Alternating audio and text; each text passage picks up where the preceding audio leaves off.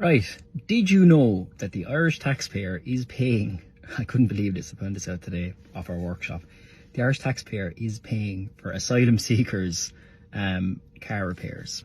Now, before everyone jumps on it, I'm sure they're not paying for every single repair, but we've had a couple of instances in our workshop over the past couple of months, maybe over the past year, maybe, where we have had foreign nationals. These were Ukrainian in this time, but I'm sure it's not just Ukrainian, sure it's for other people, where there was work needed to be done on a Ukrainian registered car.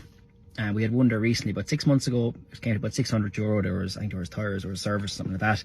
And he said, can we just get an invoice? And that the Department of Social Protection, that the Department of Social Welfare were actually physically paid us the €600 for the invoice.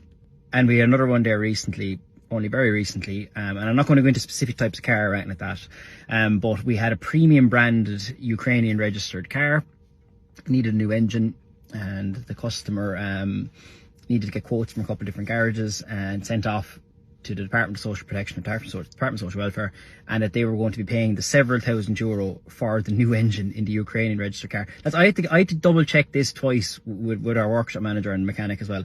I could not believe this was actually happening.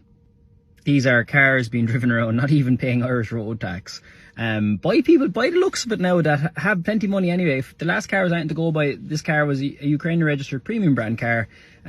Looks like no shortage of money, and the Irish taxpayer is actually paying for it. I shit you not. Now, I was debating posting this video at all because I don't want to be dragged into the whole immigration debate. I'm not that kind of guy at all. I'm certainly not anti-immigration. If you're coming into the country and you want to pay your taxes and pay your way and get a job and to basically contribute to the society and add to the society, you are absolutely 100% more than welcome. And I think nearly all the country would agree with that as well. But the actual notion that you can come into the country from, and again, this is not having to go with Ukrainians. I'm not having to go with asylum seekers at all. It's the setup. The setup is completely fucking arseways. Like, how is this a law? How is this possible? Like, do you know what I mean? When we see people below in the workshop, right, and there'd be retail customers, Irish customers that have their own jobs and everything like that, and there's a €600 or €1,000 maintenance job they needed on their car, and they are genuinely struggling to afford and to pay for it. And then you can come in from a different country, and the Irish pay no taxes, and the Irish taxpayer will pay for your bill.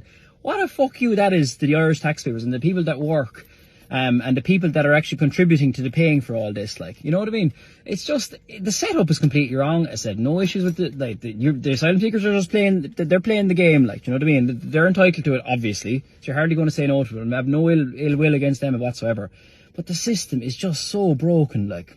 And I think that's what's causing the frustrations. I know you're not far right, and no, you're not anti-immigration if you just point out the blatant wastage of money here. I know everyone's having a go at Donald Trump and have a go at Elon Musk and everything like that, but what they're trying to do is try to eliminate some of that kind of wastage, because it is wastage, lads. I'm sorry, it is wastage. And I'm not taking any sides in this whatsoever, but I just thought that came up today, and I just thought that was kind of scandalous, to be honest.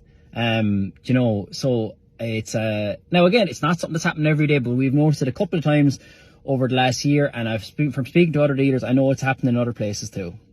I always use the example of a group of Irish people going to Australia, and how ridiculous and ludicrous it would be for them to be possibly entitled to Australian social welfare, or an Australian council house, or Australian anything. You go over there, and if you can't get a job, tough shit, you go home, like. Do you know what I mean?